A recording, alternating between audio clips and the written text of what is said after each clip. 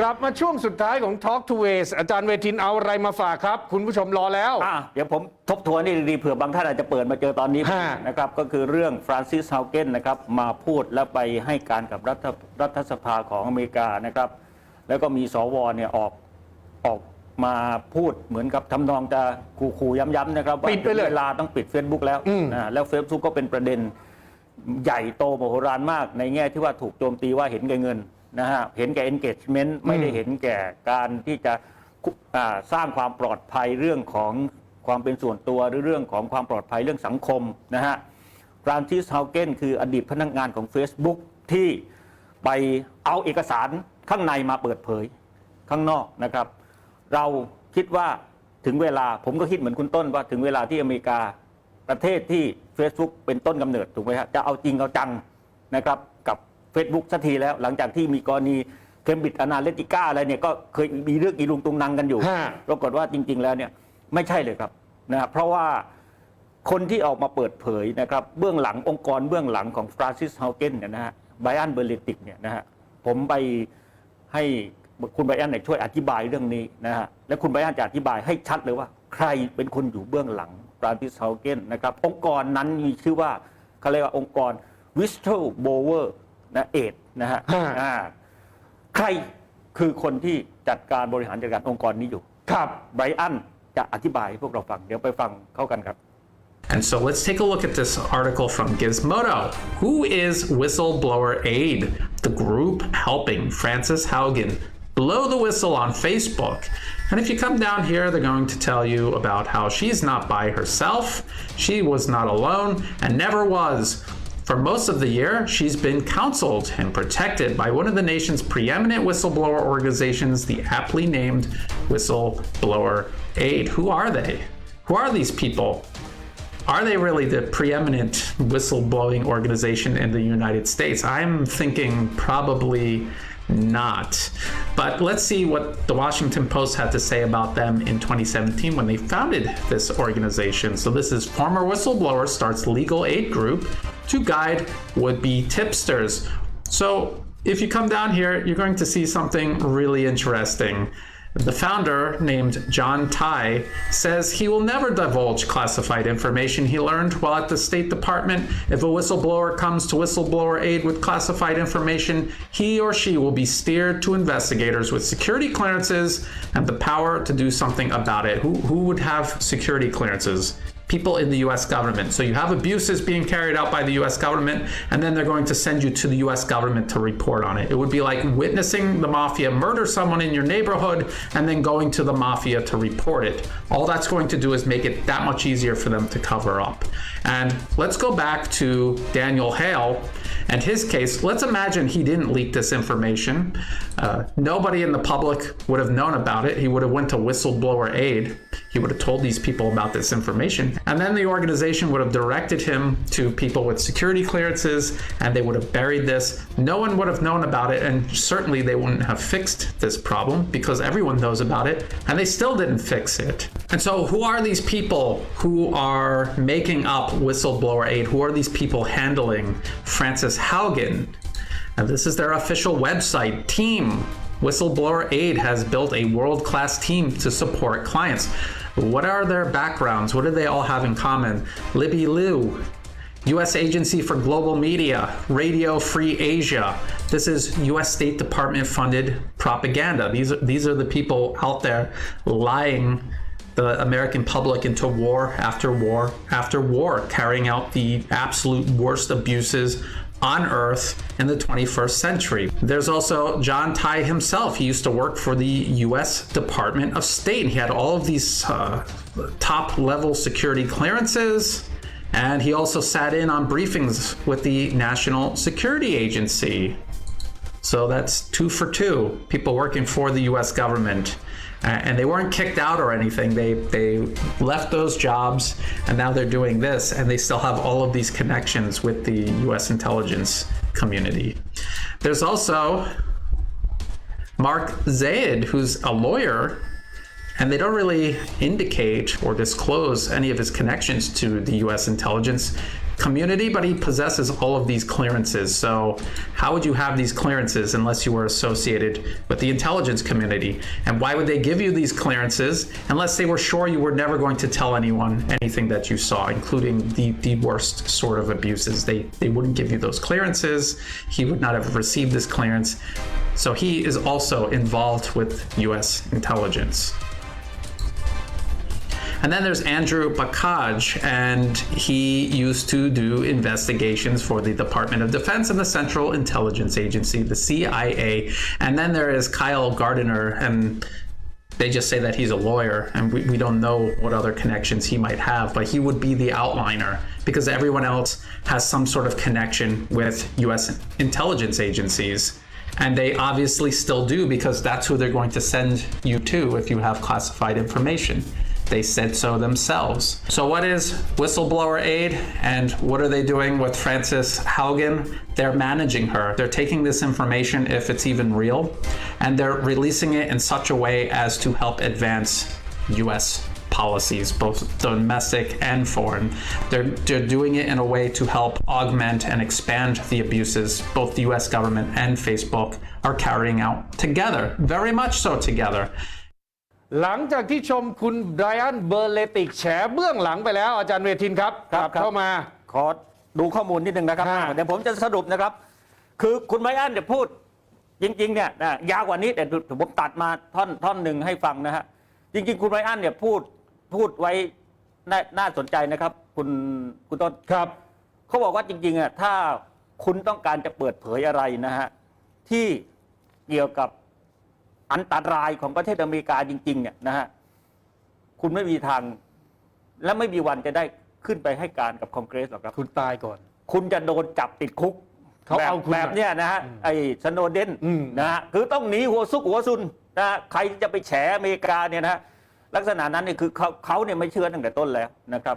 แล้วพฤติกรรมนะครับของ Facebook ก็เหมือนกันที่เราคุยกันมาใน2 เบรกแรกว่าเอ๊ะคือพฤติกรรมเนี่ยมันไม่ใช่พฤติกรรมที่ลักษณะเหมือนกับว่าไงคือเหมือนกับเอื้อ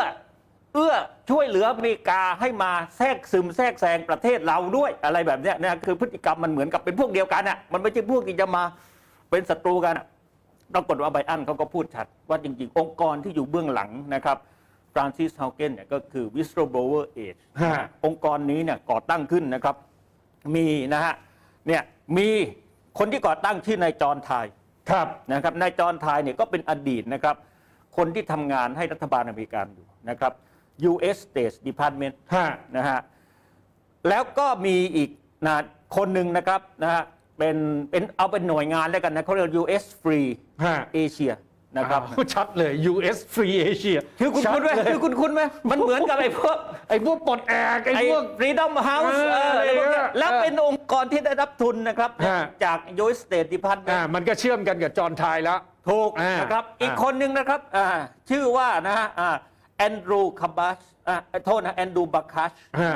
อันนี้ชัดเจนเลยเป็นอดีต CIA จบเลยสายสนกลไหนมันเกี่ยวกับประเด็นก็คือว่าไบรอันบอกว่าข้อมูลลับเนี่ยนะครับนะฮะพอมันมีใครจะแฉว่าลับเนี่ยนะฮะมันก็ไอองค์กรนี้เนี่ยก็จะไปดูเหมือนกับทำการเข้าไปช่วยแต่จริงๆไม่มันก็คือเอาข้อมูลเนี่ยไปให้คำว่าผู้มีอำนาจเนี่ยตัดสินใจว่าจะทำยังไงกับข้อมูลนี้ต่อเขาไบรอันเขาเปรียบเทียบดีนะถ้าดูในคลิปคุณต้นก็คือเหมือนกับว่าคุณกำลังจะแฉมาเฟีย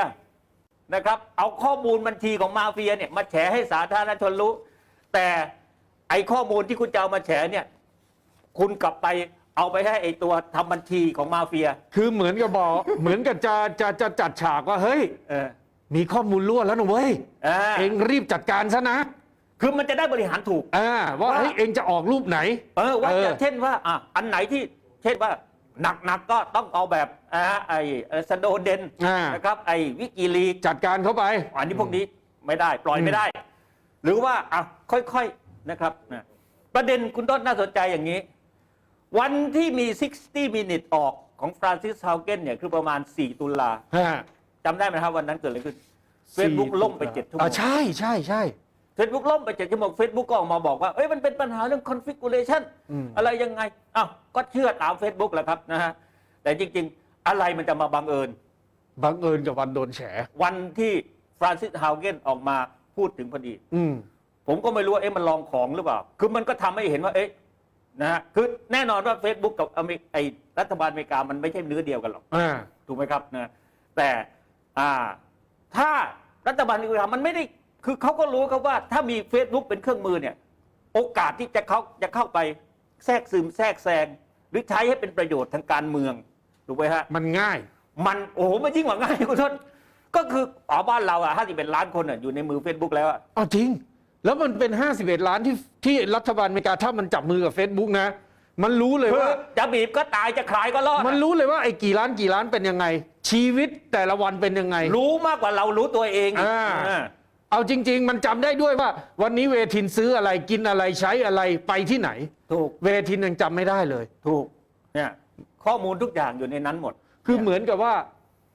เตรียมกันไม่มีหรอกครับอย่างนั้นอย่างที่คุณมาย่านพูดถูกไม่มีหรอกครับที่อยู่ๆอเมริกาจะมาเล่นจะมาบอกกับสวจะบอกว่าจะมาปิดเฟซบุ๊กโธ่ตลกนะฮะแต่จะมาใช้ Facebook เป็นเครื่องมือในแง่ของการที่จะทำให้ซึ่งมันเป็นการคุกเขาเรียกว่าแล้วเนี่ยไอ้ตรงนี้แหละที่คือผมก็เห็นนะครับทางภาคีนะครับทางสชอเนี่ยก็ไปที่ Facebook นะครับที่อะไรนะเกสรพลาซ่าก็ต้องบอกจริงๆนะครับนะเขาไม่ขึ้นหรอกครับก็ไปได้แค่ข้างใต้นั่นแหละฮะนะแต่ผมจริงๆกับผมเคยขึ้นไปข้างบนแล้วมันไม่ใช่ออฟฟิศนะที่เกสรพลาซ่าไม่ใช่ออฟฟิศนะครับเป็นแค่ที่มิทติ้งเฟซบุ๊กไม่มีออฟฟิศอยู่ในมันไม่จำเป็นต้องมีนี่เขามีออฟฟิศอยู่ที่อินเดียกับสิงคโปร์ที่เป็นออฟฟิศที่มีคนทำงานจริงๆนะแต่ที่เกสรพลาซ่าคุณขึ้นไปนะครับนะก็มีแค่มิทติ้งครับเป็นมิทติ้งรูมเขาจะใช้ที่แบบเวลาจะมีเพรสคอนเฟอเรนซ์อะไรแบบนี้นะฮะก็จะใช้แบบนั้นก็เชิญใครมานะครับภาษาอังกฤษก็เขาก็เชิญไปตอนนั้นผมยังทำอยู่ที่นะครับเป็นเรื่องคอนเทนต์ดิจิตอลนะครับเนี่ยเขาก็เชิญไป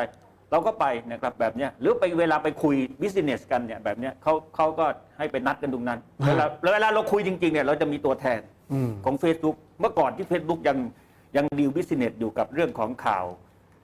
ข่าวFacebook นะฮะแบบนี้นะฮะเราก็จะมีตัวแทนว่าใครจะมาคุยกับเราแบบนี้แล้วก็เอาข้อมูลมานะครับแล้วก็ดีลคุยกันในนั้นก็จะมีห้องหับแบบเหมือนห้องมิทติ้งแต่ทำดีนะครับทำหรูแล้วก็ดูแล้วก็มันเหมือนเป็นคอนเซปต์ออฟฟิศแบบใหม่แต่ไม่ใช่เข้าไปแล้วเจอพนักงานนั่งทำงานอยู่ไม่มีแต่ทีนี้สถานการณ์แบบนี้สำหรับไทยล่ะจะเป็นยังไงในบทสรุปไม่รู้ครับถึงขนาดถอนหายใจเลยไม่รู้ครับเพราะว่าจริงๆผมไม่รู้ว่า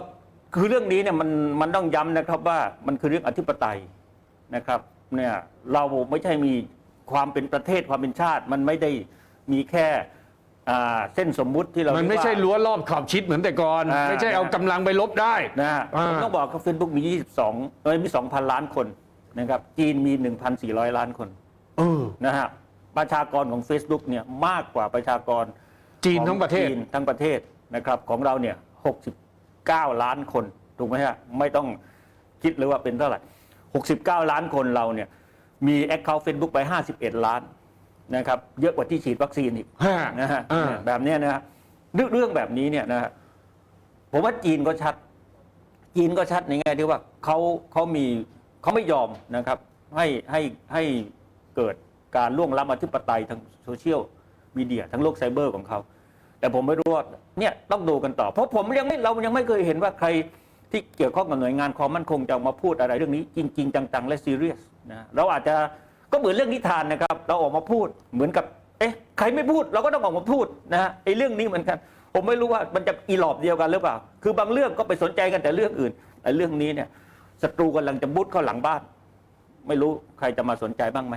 ก็ต้องตามดูกันต่ออาจารย์เมธินต้องไปโพสต์ใน Facebook General ประยุทธ์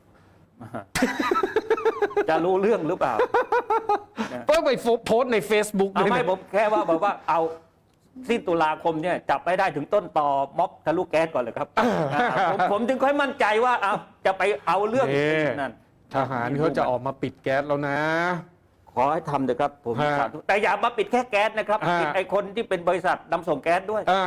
คืออย่าปิดแค่ถังแก๊สถูกปิดทั้งท่อส่งแก๊สปิดทั้งไอ้นายทุนถังแก๊สแล้วปิดทั้งไอ้หลุมแก๊สเลยด้วยหุ้นส่วนที่ไปร่วมบริษัทแก๊สก็ปิดให้หมดครับนั่นก็คือ Talk to A ประจำวันเสาร์นี้นะครับแล้วกลับมาพบกันได้ทุกวันเสาร์กับประเด็นอย่างนี้ที่ไหนไม่มีที่นี่มีที่เดียวครับนี่คือความห่วงใยประเทศไทยของ Talk to A และ Top News และอาจารย์เวทินเพราะฉะนั้นวันนี้ผมและอาจารย์เวทินลาคุณผู้ชมไปก่อนนะครับสวัสดีครับ